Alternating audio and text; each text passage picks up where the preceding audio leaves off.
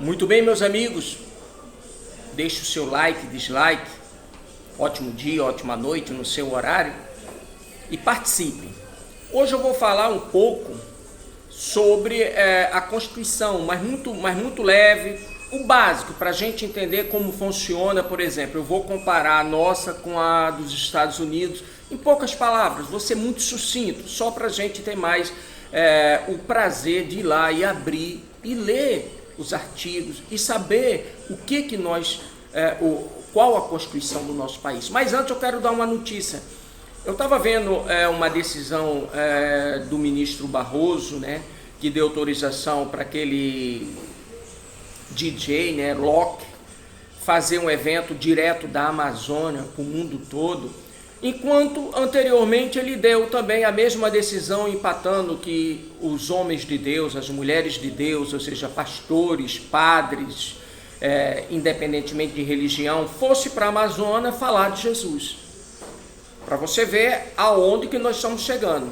O Locke pode, os homens de Deus, para falar de Jesus, trazer uma palavra de conforto para quem está sofrendo, não pode. Então, para você ver como que se encontra a situação. E começando a falar da Constituição, os ministros do Supremo são os primeiros nesse país a rasgar a nossa Constituição. Dou dois exemplos. O Lewandowski, chamo ele o polaco, ele foi lá e rasgou a Constituição quando deu os direitos políticos para Dilma, que tinha sido empichada. O Alexandre de Moraes rasga a Constituição quando prende um deputado, artigo 52, liberdade de falar, de falar qualquer coisa. Ele vai lá e prende um deputado. Isso é só para ficar por aqui. Quer dizer, eles rasgam a própria Constituição. Por quê? Porque nem eles mesmos acreditam na Constituição. Porque se eles acreditassem, eles não faziam isso. Concordam comigo? Eles pisam na Constituição e se sentem acima da Constituição. Então nós temos que ver o quanto isso é sério, porque a Constituição é o que nos dá o norte. Jamais eu vou gravar um vídeo pedindo para fechar o STF, jamais. Ele tem que ficar aberto, é uma instituição centenária. Agora, nós temos que defender essa instituição desses elementos. É isso mesmo. A Constituição americana, ela é fantástica. Por quê? Para começar, a brasileira, ela é feita de cima para baixo. Isso mesmo. Dos poderosos para o cidadão. E a americana é o contrário, é do cidadão para os poderosos, ou seja, é de baixo para cima. A Constituição americana, ela é seca, ela é enxuta. Por quê? Voltando um pouco no passado, eram 13 províncias, 13 estados. Era como se, nos Estados Unidos, antes dessa Constituição, era como se tivesse 13 países naquele mesmo lugar. Então, cada estado tinha sua própria moeda, sua própria lei, etc, etc e tal. Então, vamos juntar isso tudo para contemplar o território nacional dos Estados Unidos todo. Então, vamos juntar tudo. E esses que eram os reformistas, os que tinham resistido a toda a atrocidade que os ingleses vinham fazendo, eles se reuniram e começaram a criar os papéis das confederações americanas. Então, cada um tinha suas demandas. E eram 13, então na época tinha que juntar todos e formar uma Constituição para reger o país. E isso, meus amigos, foram muitas discussões, demorou mais de 10 anos. No Brasil, em 3 meses, no rascunho de pão, fizeram a Constituição. Mais de 10 anos. E aí criaram os papéis das confederações, Isso mesmo. E desses papéis criaram a Constituição americana. Tanto é que até hoje, quando um juiz da Suprema Corte americana tem alguma dificuldade para interpretar algum texto, eles vão aonde? Vão nos papéis que as confederações fizeram naquela época. E lá ele vai ver qual a intenção daquele confederado, qual a intenção daquele indivíduo em botar aquilo na Constituição.